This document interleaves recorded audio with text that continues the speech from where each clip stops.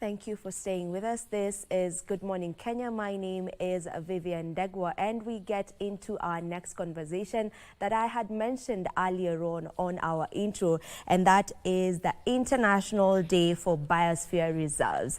We have guests in studio who are going to be telling us all about that, because I know many of you may be wondering what exactly is a biosphere reserve, and worry no more, because our guests are here specifically for us and just to get us into this conversation. I will begin by introducing them, beginning from the one on my immediate left, and that is Dr. Alexandros Makarigakis. He is from UNESCO.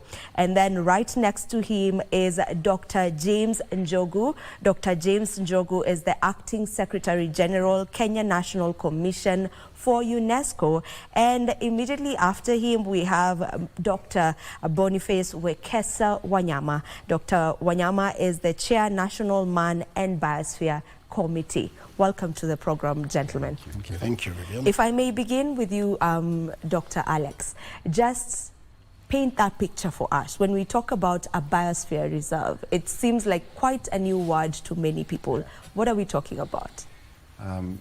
Biosphere Reserve, let's start with a little bit of history. Up to now, when you have an area which is rich in biodiversity, whether this is a forest, it's a coastal area, let's say, or it's a wetland, what governments would like to do is to protect it.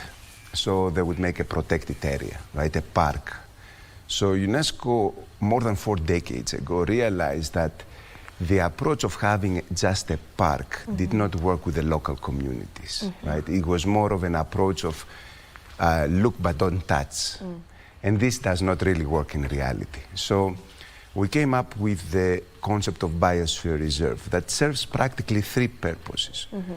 The first purpose is the original purpose. Let's protect what we have for the generations to come, right? For our own health and socioeconomic development, also for the generations to come. The second thing was to take benefit of that to understand better nature. So we use it for scientific purposes. We go and we do some research there to find out more about the animals, more about the plants. Nowadays, how does climate change affect all these things? And the third and most important part, that's what really makes the Biosphere Reserve a UNESCO designated site, is the communities around it. So we want to work with the communities and want to make sure that the communities understand why this area has to be protected. Not only from a nature point of view, but how do they benefit by protecting this area. So this harmony between protecting nature, but also socioeconomic development of the communities, at least around it, is what makes a biosphere reserve. All right. And what makes a place qualify to get that status of being a biosphere reserve? The 3 elements should be there. So first of all, you should have a legislation that protects part of this biosphere reserve, like what we call the core. Right? So there should be a place where it has very rich biodiversity that you would like to protect. So your park, your protected area. The second thing is, like we said, some research going on so that we try to understand better. But the third, like I said, the most component, we have to see from the nomination that the countries do to UNESCO when they would like to call an area a biosphere reserve, that the communities are involved in the process, that they're involved in the management of the biosphere reserve. Not only, okay, we have some communities around, we know them. No, they should know what is happening, why they're doing it, how they can help, and how they're involved in the management. So once we see a file like that, then we say, okay, this fulfills the criteria and we can call it a biosphere reserve. All right, well explained. Now, Dr. Njogu, maybe if you can tell us just how many of such reserves do we have in Kenya, and which are they? Do we know about them? Thank you very much, Vivian. We have 6 biosphere reserves in Kenya. And globally, we have 738 biosphere reserves in 134 countries. And out of that, we have about 22 which are transboundary, meaning that they are between 2 states. In Kenya, we have a biosphere reserve along the coast, within the savanna area, and the mountain.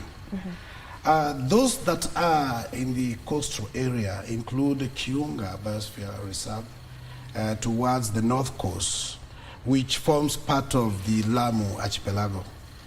This was nominated a while ago in 1980s and occupies some space with several islands and part of the mainland.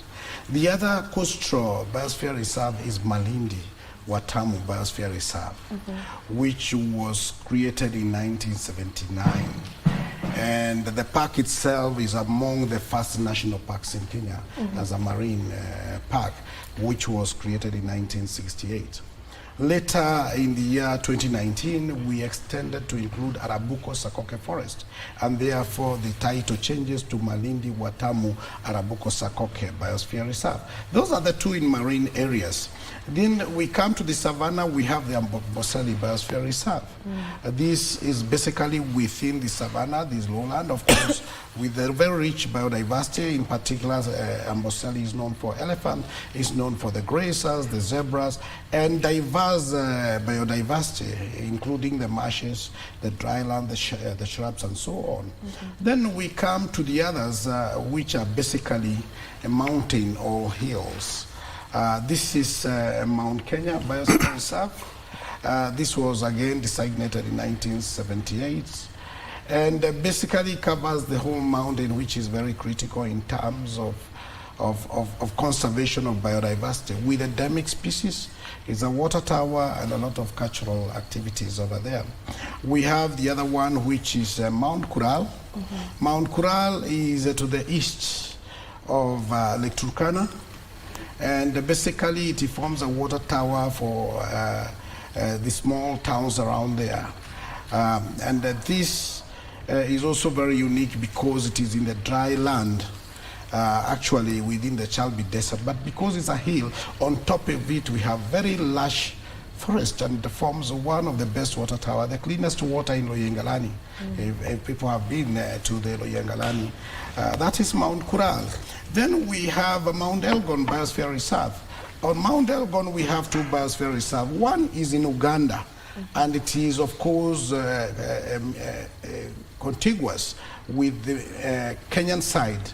That is the Mount Elgon Biosphere Reserve in Kenya. And recently, 2023, we are able to qualify it as a transboundary biosphere reserve. So currently, it is designated as from 2023, and we are going to launch actually this year to launch that transboundary with the signing of the MOU between Kenya and Uganda, because it is basically transboundary. Those are the 6 biosphere reserves we have, covering a wider area. And as my colleague mentioned, one of the requirements in designation is developing a dossier. There is a criteria. How unique is it? Does it meet the requirement of the zoning in terms of the core area that must be protected by an act of parliament or whatever method? And perhaps I'll mention later when we are talking about the policies and issues regarding legal in terms of protection of these biosphere reserves. All right. Maybe there's someone who's watching and they would want to know the difference between a national reserve and the biosphere. Maybe where does the difference come in? A national reserve or a national park, normally designated through the Wildlife Conservation and Management Act of 2013. Okay. This is a designated area because of the requirement by the country to have it protected because of the unique, quite often wildlife and animals that are there. That is why animals and forests, that's flora and fauna. And we have quite a number of national parks that we know, including Mount Kenya. On top of Mount Kenya, that is a national park, and around it is a national reserve. That national reserve is managed under the Forest Conservation and Management Act, so it is protected by the law. However, biosphere reserves are different because this is an international designation through the Man and Biosphere Reserve program of UNESCO. This is basically value adding to the already an area that is nationally identified as very critical for socioeconomic, for conservation of biodiversity, which is again very much in line with Article 42 of the Constitution that warrants that every individual has a right to clean and healthy environment and going forward even for sustainable development, which is also addressed in our laws. All right. And I want to pick from that, and I'll come to you, Dr. Wekesa, you know, as the chair for the National Man and Biosphere Committee, maybe how does the local community get involved in this? How do they get involved when it comes to the managing of biosphere reserves, and how do they benefit altogether? Thank you very much, Lillian, for inviting me to be part of this panel. And again, thank you very much for the question that you have asked. One, I want to begin by saying that within the concept of biosphere reserve, people are core. They are the key. It's not just the wildlife, but begins with the people. That is where the line begins. And it came to the realization that you cannot conserve unless people understand why you are conserving. So you must be able to engage the people, to appreciate the values for which this conservation is going to add before the concept is accepted. So the entire process of management is involves the three areas which my colleagues have already talked about. That we have the core area, which mostly in our biosphere reserve is a national park, no-go zone. Then around it you have what we call a buffer, and the buffer is where you allow people to interact, and they can be able to get some of the livelihood needs sorted out within the buffer. And then finally the transition, which is the outer space, and within there, that is where people live, they do their, their day-to-day activities. So in terms of coming up with a management structure, then the management structure takes on board the core, the buffer, and the transition. All right, I'll ask you to just hold that thought. We take a commercial break and then we'll be back. Let's see.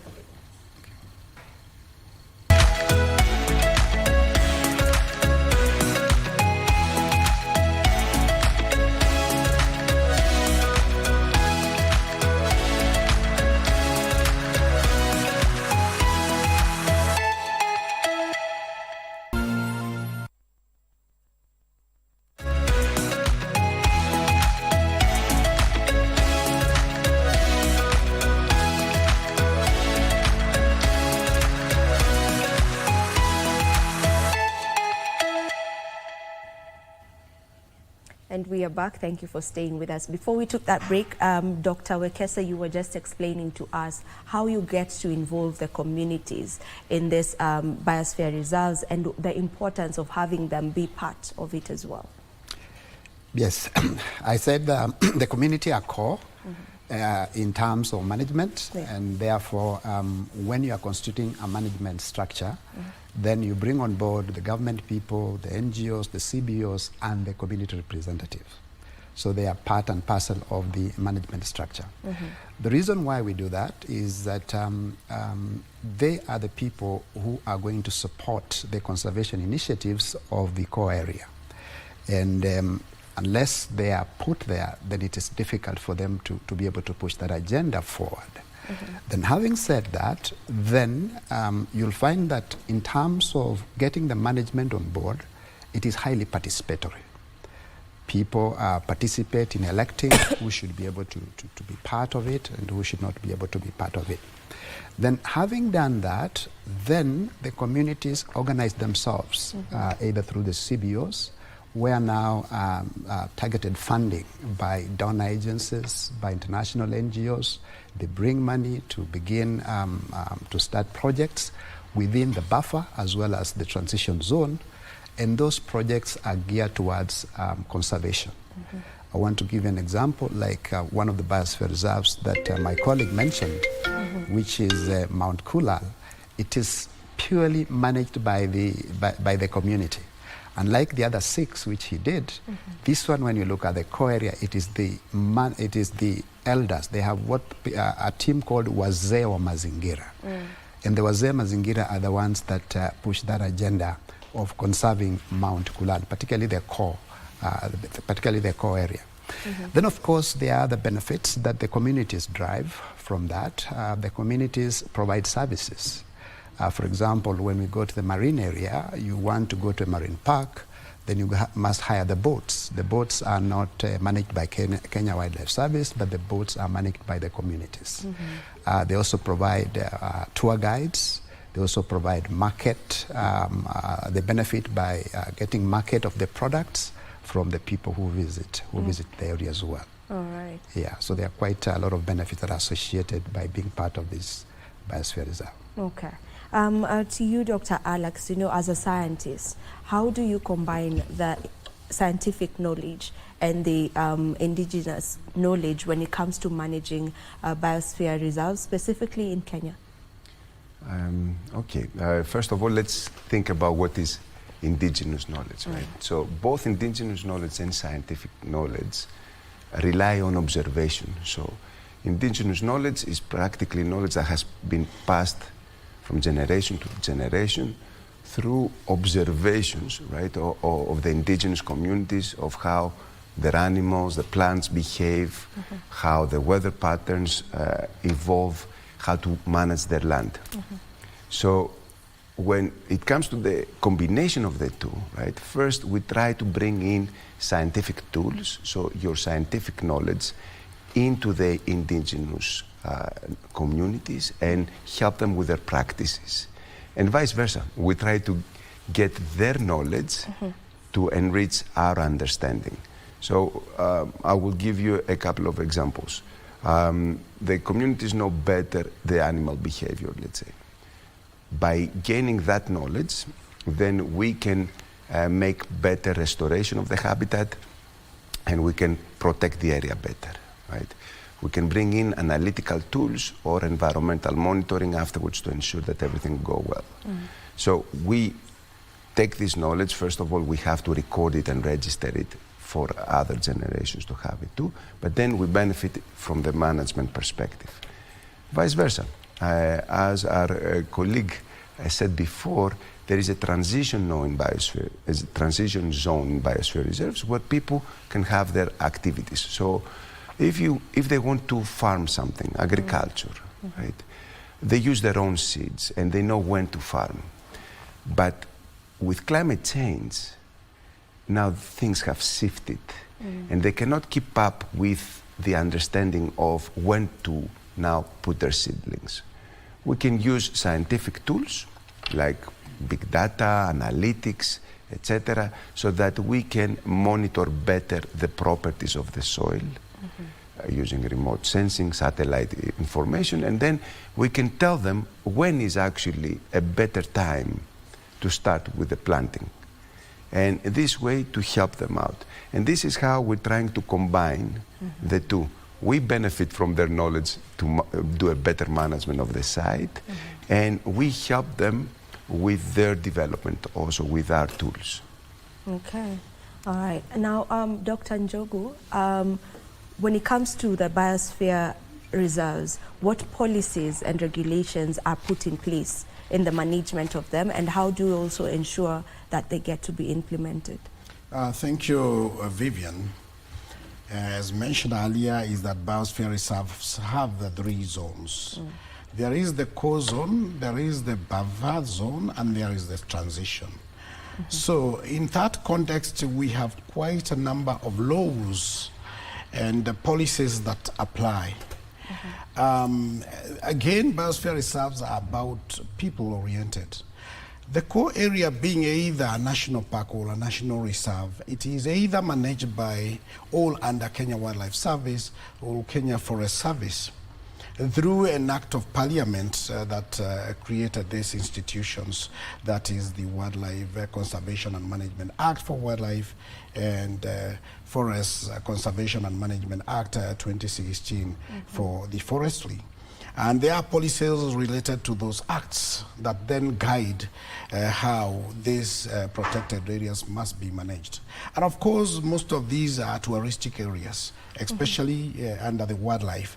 And under forest, you may have plantation and indigenous forest. Indigenous forest is protected However, in the buffer zone where we have a plantation may be utilized when the trees are mature and more are planted. And it provides a good buffer.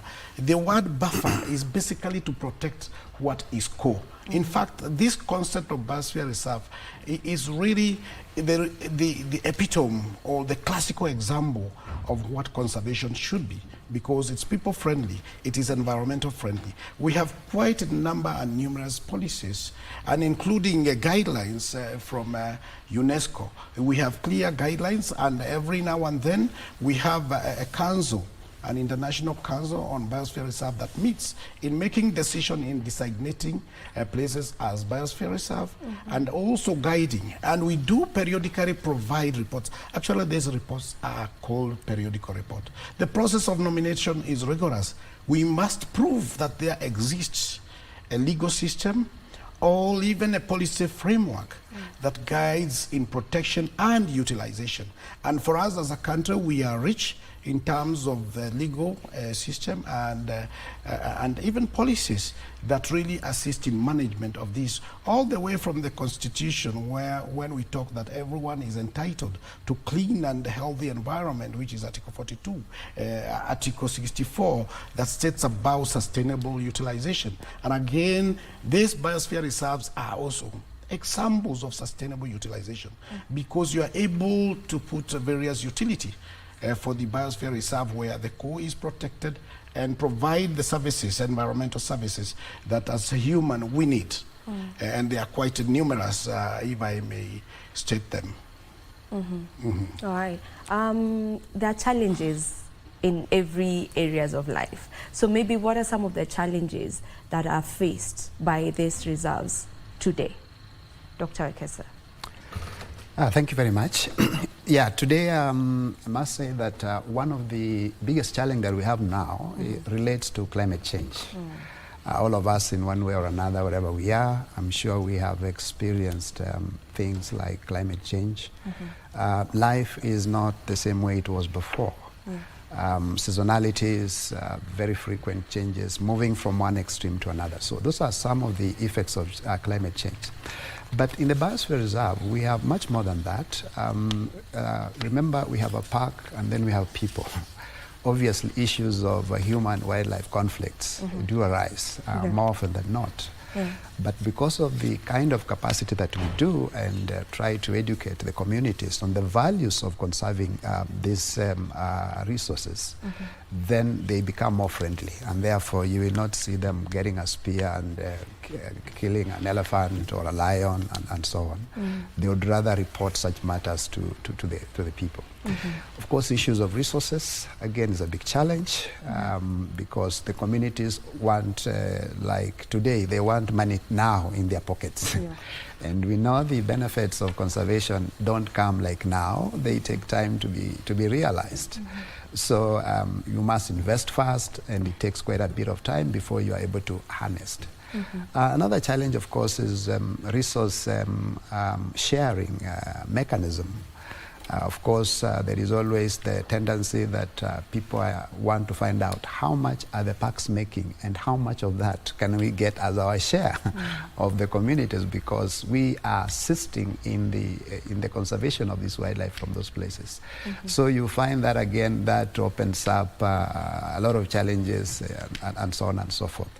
Of course, now from a scientific point of view, we have invasive species as well, which also come in, and they are also they affect some of the crops that perhaps the farmers are having on their land as well, and so on and so forth. So those are just a few of the challenges that I would want to put for now.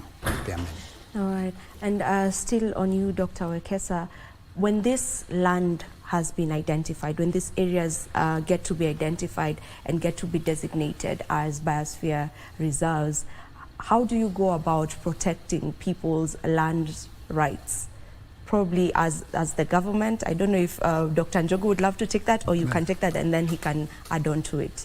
Thank you very much. I think, again, there is always a misunderstanding about this. First, we have already said we have a protected area, so no change. The next one would be a buffer zone, which would say would be a forest land, or communities allow that area. You have plantations. And the reason why you want to have plantations there is that you want to meet the timber, the wood resources that perhaps they have been going to the forest to get it. Then you make them available at the buffer, and some of the other requirements, needs also that they would want to go there, they are also met at that place.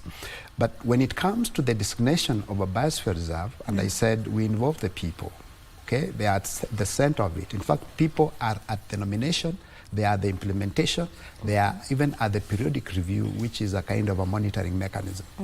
Now, when you are designating that, the area remains under the country's jurisdiction, so it is not belonging to UNESCO. Okay. The area that, the land that belongs to farmers and other people who live there, it still remains there. The only thing that happens, of course, you must delineate the boundaries. The only thing that happens is that there is value addition. In fact, a biosphere reserve, I would equate it to a mark of quality. Just like we have Kenya Bureau of Standards, they say you must have 1, 2, 3 things for you to sell this a product. So the same concept applies to a biosphere reserve. That is actually a mark of quality. Now, when you're doing your livelihood activities, like for example, if you, because we'll encourage people, say for example, to do beekeeping within the transition or even the buffer, as opposed to going to get honey from the forest in a protected area. Because you know the dangers related to that. You are likely to cause fire and so on and so forth. And in fact, you may not be allowed by Kenya Wildlife Service to go into the park to do that. So we'll encourage activities like bee farming, beekeeping within the buffer and the transition. And so what happens is that if you produce your bee, your honey, say for example, within those areas, and you brand it and you package it, you can sell it globally, because they know that in terms of conservation, I think what is happening there is in tandem with the global standards. That is really what happens. Otherwise, land is not taken from anybody. You just agree, the communities agree to be part of it, and once they agree, you draw them up and they become part of the biosphere reserve. But the land still remains with them. Okay. Anything to add? Yes, if I may add on that, it is a highly consultative process. And for a biosphere reserve to be designated, you must prove the engagement of the communities and the structure, or the management structure, where the management structure includes the institutions that are managing the core area, the buffer, and the transition. The transition is basically where people are, where schools are, where institutions are, and the land ownership is as per whoever owns it. And of course, within the framework, the policy framework, say for instance under Water Act, you have the Water Resource Users Association. If it is the forestry, you have the Community Forest Association. These are the groupings that have been identified through policy or law and have some mandate to participate in management of these resources.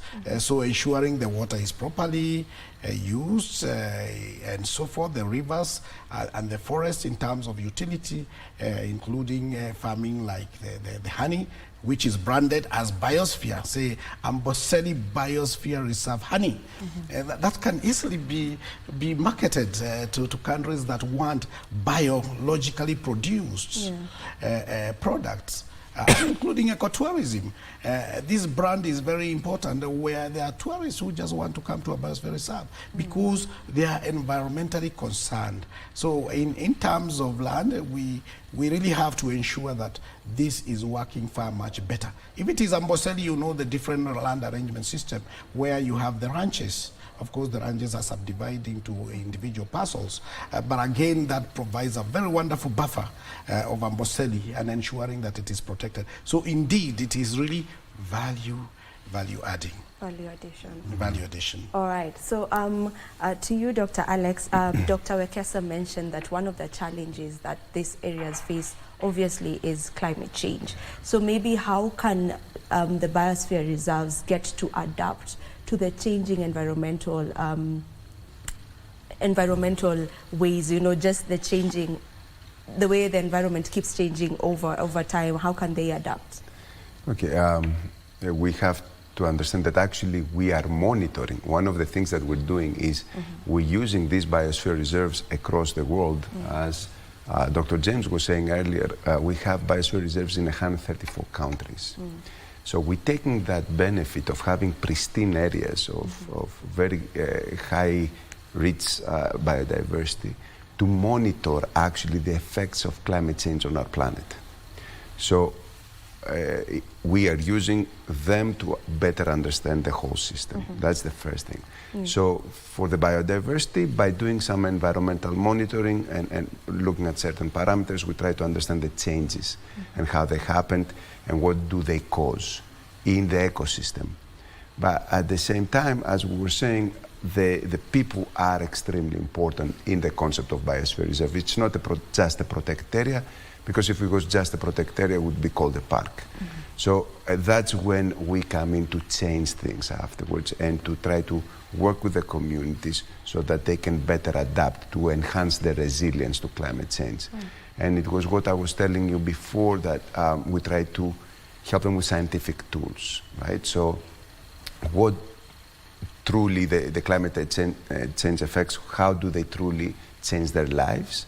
And one of the things is agriculture, right? Then it's the type of species you have. Because of the elevation in temperature, all of a sudden certain species start coming in that before would not be there, or certain species no longer exist in this area. So we're trying to provide them with help and information on how to go ahead about their business, their regular lives, understanding now how this climate change is affecting them. So if it comes to farming, when is now the better time to put your seedlings, right?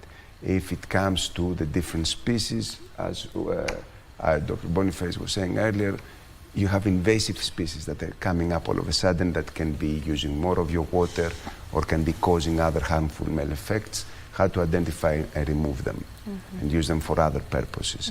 So this is how we're trying to help them with adapting to the climate change. All right. You mentioned we have 6 biosphere reserves in the country. Are there plans to maybe identify more or designate more areas to be biosphere reserves? Thank you very much. We have very many sites in the country that qualify to be designated. And indeed, we have a tentative list. There are areas including mountains, lakes. For instance, we do not have lakes in the list. We would wish to have, say, for instance, the lakes that are protected, Lake Nakuru, for instance, which is also a World Heritage Site. We would want to have maybe Lake Baringo, Bogoria, Baringo. The Taita Hills are classical, maybe if we, especially the protected forests, the Chulu Hills, which is protected, which is near Amboseli, between Amboseli, Savo, Chulu Hills in Kitui, Matthew Ranges, for instance, in the northeastern part of Kenya, Shimba Hills, another place, Loita Hills, Naiminencio Forest, which is again famous in the south part of Narok, the Nandi Hills, Masai Mara, which can also be even a transboundary between Masai Mara and the Serengeti. You can even nominate a whole Lake Victoria. Actually, as an Eastern Africa and the EAC, East African Community, we have already initiated a process to see if we can. Mao Forest is complex. It's also another area that can become a biosphere reserve. Ideally, because it's value adding, we can have these sites, including Aberdare Ranges, Aberdare Forest, Kerio Valley, Ogeo Escarpment, which is already we are designating under UNESCO as a geopark.